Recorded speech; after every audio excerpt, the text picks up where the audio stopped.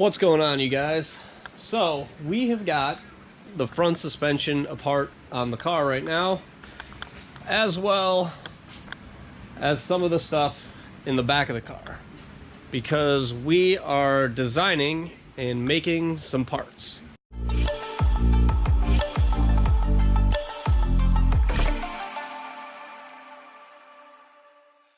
So one thing that's actually kind of a pain in the ass to do on this car are steering knuckles. So cut knuckles are not exactly easy to do because of the original design of all of this. And my steering knuckle, it kind of looks like shit because of how many different times I've cut and welded brackets onto it to make it work. Now, don't get me wrong, it does work, but it is kind of a pain in the ass if something ever happened and I needed to make a new one. Now, another thing are the camber plates. The positioning of the camber plate in here is not really in an ideal spot that I want it to be. I'd actually like to move it out and over just a little bit more. So what I've been working on are some designs for billet parts to get cut. So this is the steering knuckle that I've been working on. So you can see it uses a 4-bolt flange, as where this one has a spindle style hub, and that flange that I'm using is for a rear wheel bearing. So using the factory Mustang rear wheel bearing on the steering knuckle will allow me to run the same wheel bearings on all 4 corners, making it easier to service parts if I need to. This is gonna just come off with 4 bolts instead of having to screw with the bearings and all that. And you know, I can keep 2 of these in my trailer, and doesn't matter which wheel goes out. If I need a wheel bearing, doesn't matter what corner it goes on, it'll fit all 4. So good thing about these is, so this is the factory front rotor, and the good thing is the bore size is correct. So the center hub bore fits right on there without issue. That was one of my concerns, kind of, was wondering if I was going to need to bore out the inside of the rotors to make it fit, but actually it'll fit just fine. So this is kind of what we've been working on so far. Is here's a steering knuckle, that's the bolt pattern, offset and all that. Now we did have to offset it a little bit for the spacing difference between where the caliper bracket is and the face of the rotor, so we have that taken into consideration. We also raked the coilover pickup back a little, that way it'll pull some camber out. I think I put too much in it though, so I'm probably gonna back that out just a little bit more. The only thing I'm still kind of trying to figure out is how I want to actually gusset the back of this. It's kind of just what I'm working with right now, but we do have our pickups down there and our steering stop kind of, I don't know if that steering stop's going to be in the right spot, but that's where I'm putting it for now. We'll just get them 3D printed to start and see how everything works, lines up, and you know, go from there. Just make sure everything fits 3D printed. If it doesn't, make some changes and adjustments, and then go back 3D print it again until we get it right, and then we'll probably just get it CNC billet cut. And then the other thing I've been working on are the camber plates. So these are the camber plates that I've been kind of working on.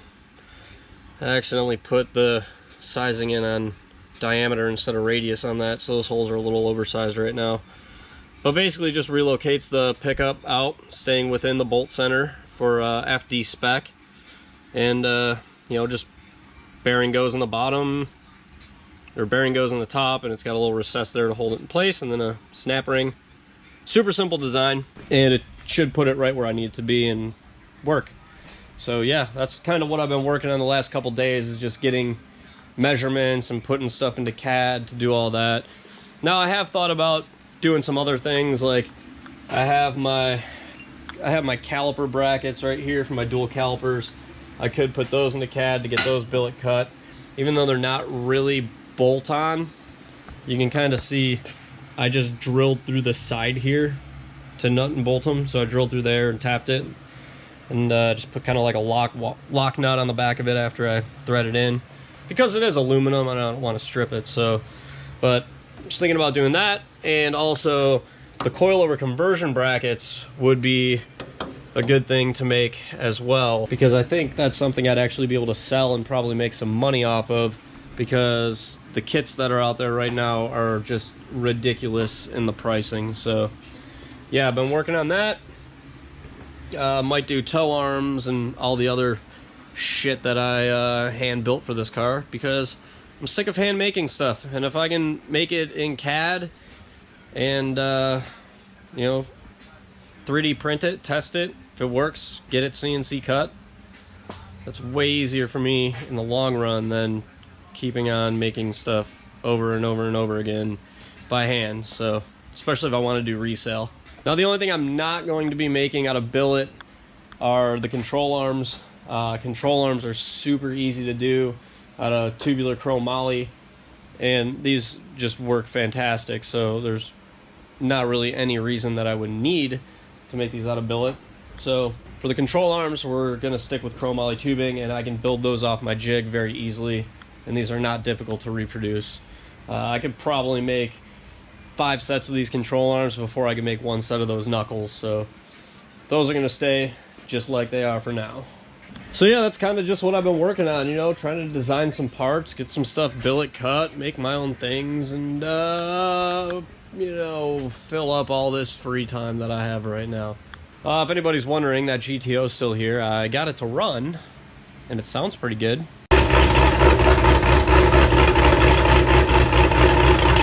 But still having some new issues now with the ignition on it. It does this weird thing where if I put the key in, turn to accessory doesn't come on, and you turn to run, it goes into accessory. After you do that, if you turn the key off and take the key out, it goes into accessory mode. But if you do any of that with an OBD scanner plugged in, closing the can loop, everything works fine. So, kind of confused about that. It's not the ECM, it's not the ABS module, it's not the power interface module. It might be the BCM. I know there's an issue with those with wiring in the back of them that causes issues, so I looked at it a little, nothing looked rubbed through, but I'm pretty sure there's a short somewhere in it. The accessory power on the ignition has 5 volts when it does it, and I don't know, I gotta get a wire diagram and actually look into it and be able to properly diagnose it, kind of trace the pipeline. Still a nightmare. But anyways, that's going to be it for this one. Just kind of wanted to give you an update on everything I'm doing right now and what's going on. So I know videos haven't been coming out lately, and because with the car being done, I really don't have much to do to it. So like I said, that's going to be it for this one. Like the video if you liked it, subscribe to the channel if you're new, follow the build along because we're jumping back into it. And until the next one, I'll catch you guys later.